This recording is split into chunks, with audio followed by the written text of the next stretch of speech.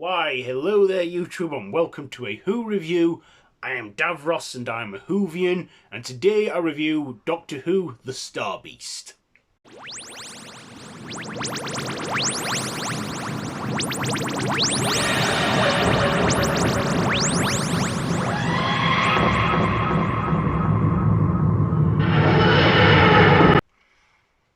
So yeah, I think the 60th anniversary specials have been out long enough now to properly review and not give any spoilers or anything. I think the spoilers at this point are lifted, and if you haven't seen the 60th anniversary specials, where have you been?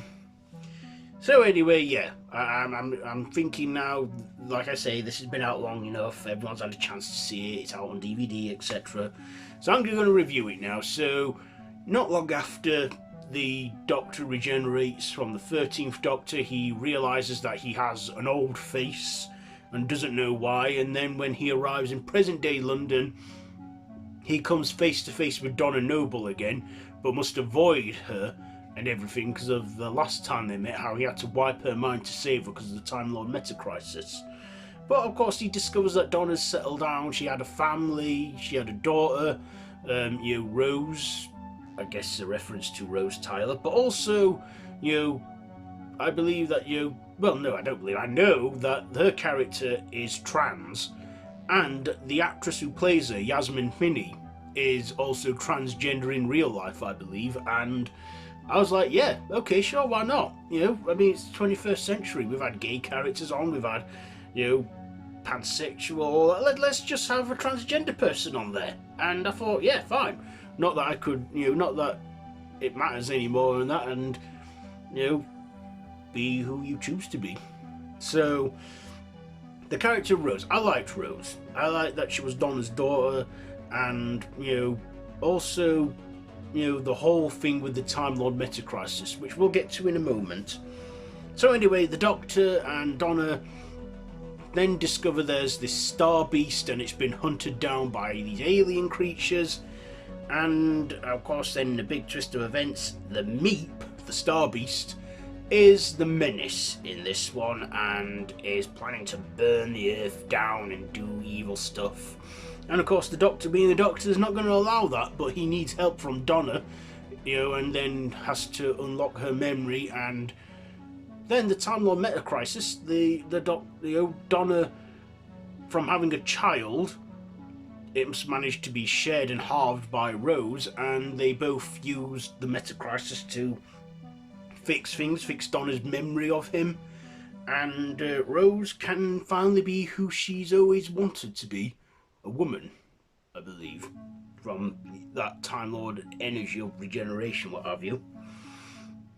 So yeah, what did I like about this one? Well, I like that David Tennant was back as the 14th Doctor. Yes, he looks and sounds like the 10th Doctor, but he's slightly older, has a little bit of a different dress sense, and is the 14th Doctor. So, looks and sounds like 10, but isn't 10. And basically David Tennant playing the Doctor again, you know what? His catchphrases and that were very much the same, but I like to think that this is Russell T Davies picking up right from where he left off in the beginning of 2010, and he's picking us up from there, and that's what I kind of liked. I mean, at first I thought it was bonkers, David Tennant coming back. I thought, no, that wouldn't make sense, he's already been the Doctor once and all that, but you know what, I took to the idea and I liked it, and I'm glad I did. I mean, it was a bit of a bummer having to wait a year for that literal cliffhanger at the end of the Power of the Doctor, where Jodie Whittaker regenerates into David Tennant, but we finally got to see the 14th Doctor in action. In fact, we got to see him in action just before in a little sneak preview of in Children in Need with Davros and what have you. Maybe I ought to review that too, but yes, the Star Beast, I like the Meep. The Meep was very practical and puppetry and voiced by, I can't remember the actress's name now, but she's been, she's a well-known, British actress, and, she did a good voice performing the Meep.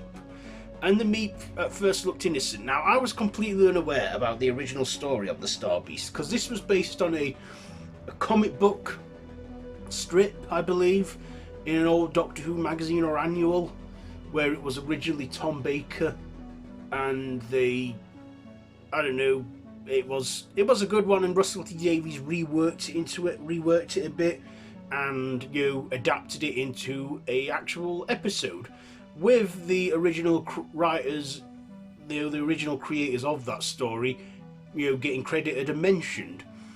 And also we did get a few Fourth Doctor references, like when he puts the wig on and calls order to court and everything, like in the Stones of Blood in 1978. But yeah, David Tennant, it was brilliant to have him back. Catherine Tate, I'm glad she came back, and how it took about 14 years, but we finally got, well, longer than that, since 2008. It took us all these years to finally, have Donna Noble restored and how she remembers the Doctor. Also, I'm like thinking, hang on, didn't she win the lottery? She should be a millionaire.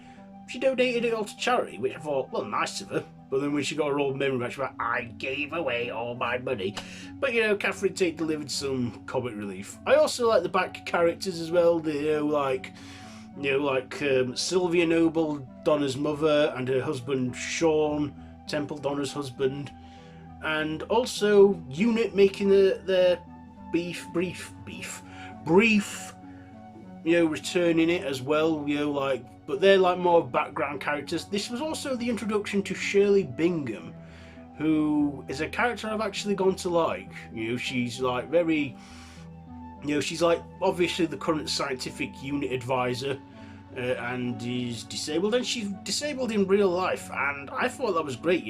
Just shows anyone can be in Doctor Who, and doesn't matter whether it's your size, shape, ability, disability, life choice, or whatever. That just shows that the show is basically for everyone, and it does not discriminate, and that's what I love about this show, that it just does that. It does not discriminate. Like back in 1963, it was produced by a woman, which at that time was unheard of, Verity Lambert, and directed by an Indian man, Waris Hussain, who was also closeted, but, him being just an Indian bloke at that time was, again, unheard of.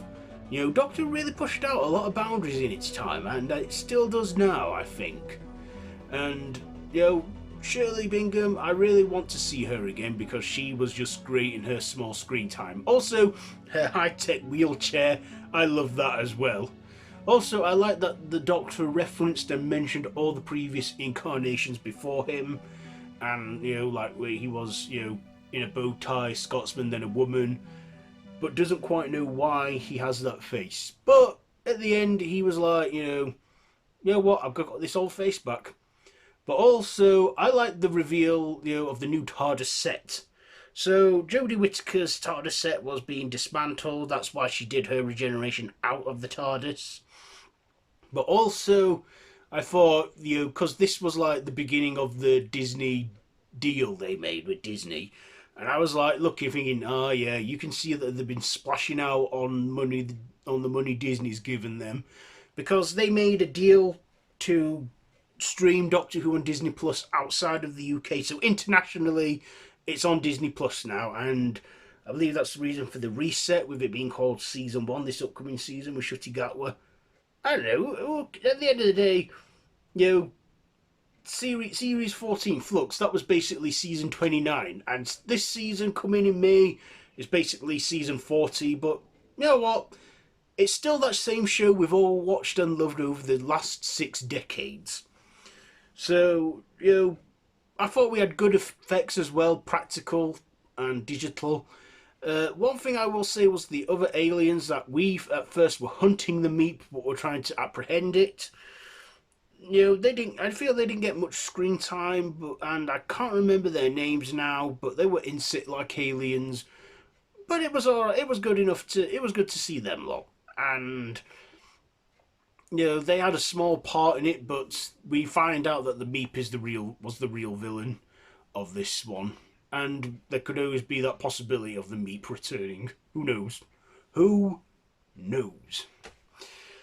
So anyway, ratings. Let's get to them now. So I'm going to give the performances, you know what, I'll give them a solid 10.